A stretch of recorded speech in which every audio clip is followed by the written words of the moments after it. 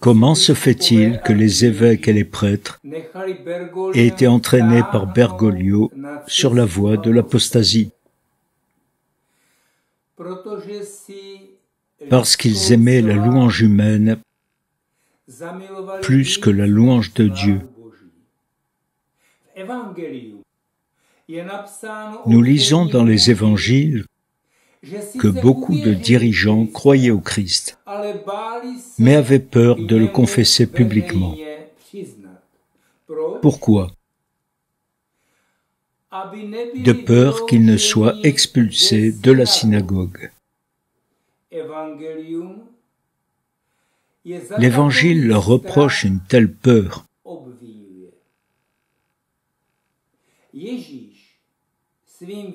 Jésus a prédit à ses fidèles, « On vous exclura des synagogues. » Oui, le temps vient où celui qui vous tuera pensera qu'il rend service à Dieu.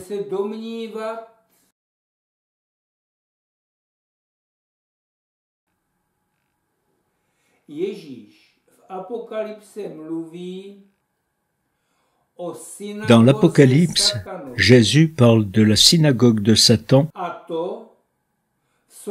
en référence à ceux qui persécutent le véritable évêque.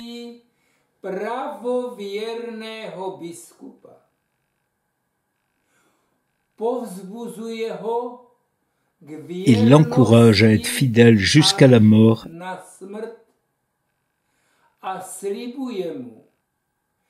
et lui promet la couronne victorieuse de la vie.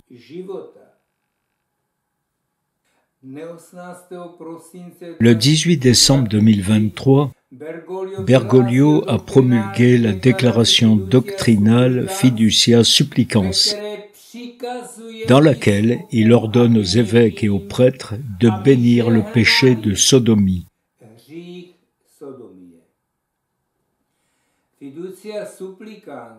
Fiducia Supplicans est la Magna Carta, la grande charte, de l'anti-église de Bergoglio, c'est-à-dire la synagogue de Satan. Bergoglio l'a fondée sur l'anti-évangile, l'anti-moralité et des anti-lois.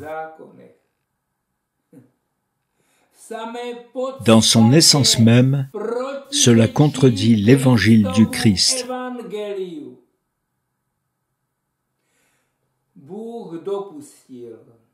Dieu a permis à l'apostat Bergoglio d'occuper le trône papal afin que la foi catholique et l'Église soient éprouvées par le feu et purifiées. Bergoglio a remplacé le credo et le décalogue par la bénédiction du péché.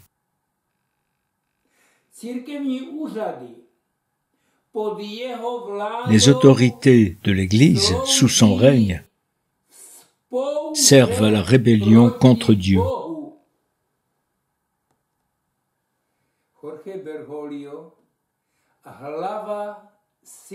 Georges Bergoglio, le chef de la synagogue de Satan,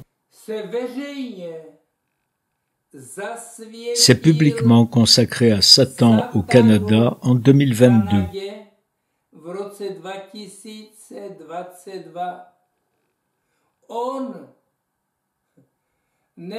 Il n'a pas excommunié l'archevêque Vigano de l'Église du Christ, mais de sa synagogue, bien que cet archevêque n'en ait jamais fait partie.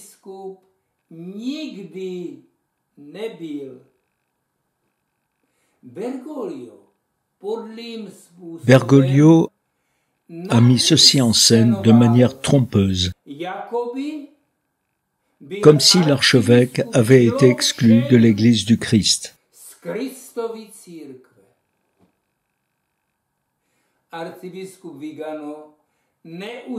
L'archevêque Vigano ne reconnaît ni l'apostat Bergoglio, ni ses décisions, ni sa secte, c'est-à-dire la synagogue de Satan. Bergoglio et sa secte sont sous l'anathème de Dieu. Une malédiction selon Galates, chapitre 1, versets 8 et 9. Le code canon, avec ses canons et ses paragraphes, placé entre les mains d'un homme qui est un Judas et qui est en rébellion contre Dieu,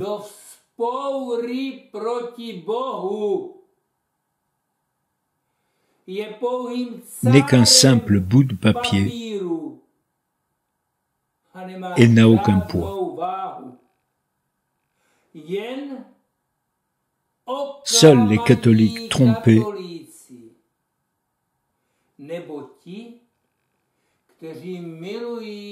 ou ceux qui aiment leur propre gloire plus que l'honneur et la gloire de Dieu se soumettent à cet hérétique.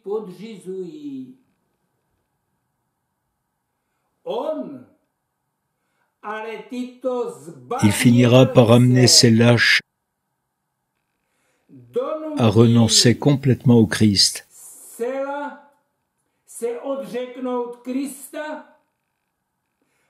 et à bénir le péché de sodomie.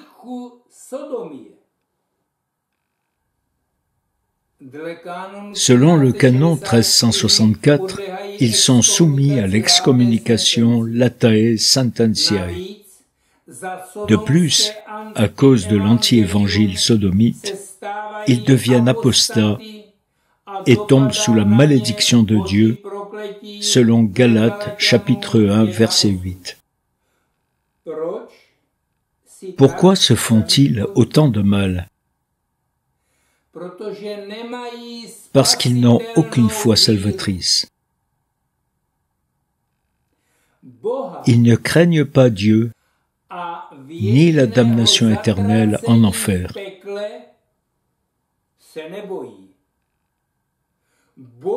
Ils craignent plutôt d'être exclus de la synagogue de Satan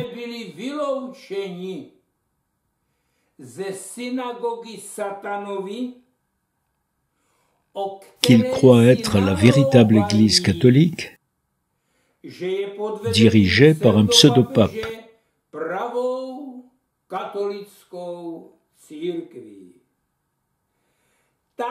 Ce mensonge ne les aidera pas. Ils ne sont plus dans l'Église du Christ.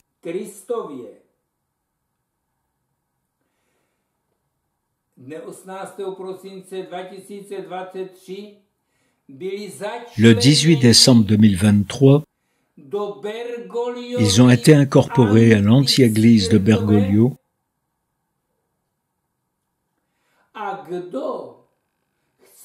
et quiconque veut être dans l'église du Christ doit se séparer de Bergoglio, qui est le chef de cette synagogue de Satan.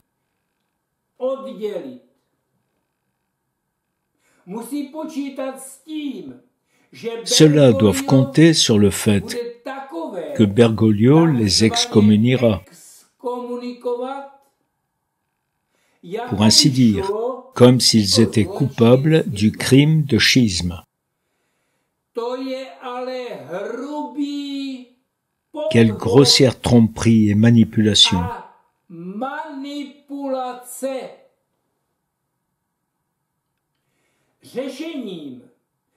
La solution est que le plus grand nombre possible d'évêques se séparent le plus tôt possible, ainsi que leur diocèse,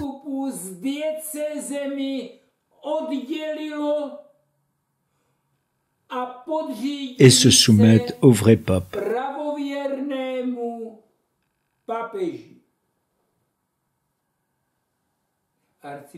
Monseigneur Langa a cessé de mentionner Bergoglio au cours de la liturgie, et lorsque le nonce en Pologne l'a menacé d'excommunication, il a déclaré J'ai été et je continue d'être dans l'Église du Christ.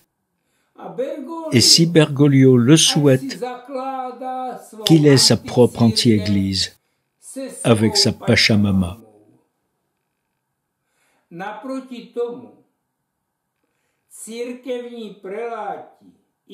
D'un autre côté, les prélats et les prêtres qui aiment les louanges humaines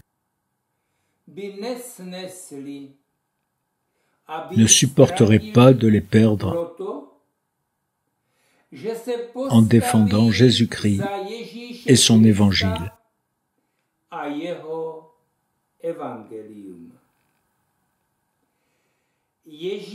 Mais Jésus dit,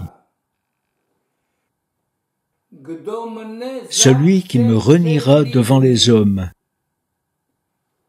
je le renierai aussi devant mon Père qui est dans les cieux. »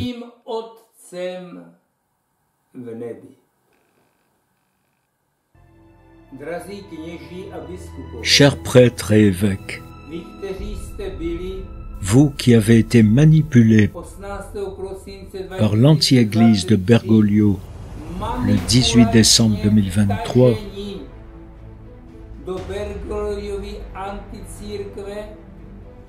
devez vous séparer de ce pseudo-pape.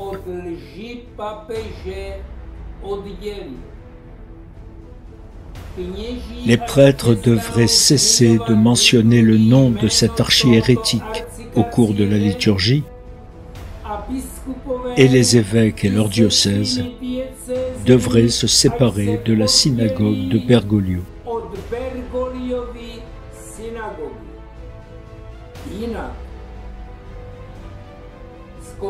Sinon, vous vous retrouverez dans une profonde apostasie et dans la damnation éternelle. Arrêtez d'aimer les louanges humaines. Aimez la louange de Dieu. Que Monseigneur Vigano soit votre exemple.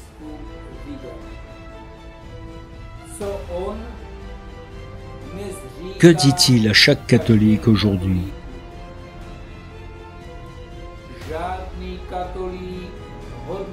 Avec cette église bergolienne, aucun catholique digne de ce nom ne peut être en communion,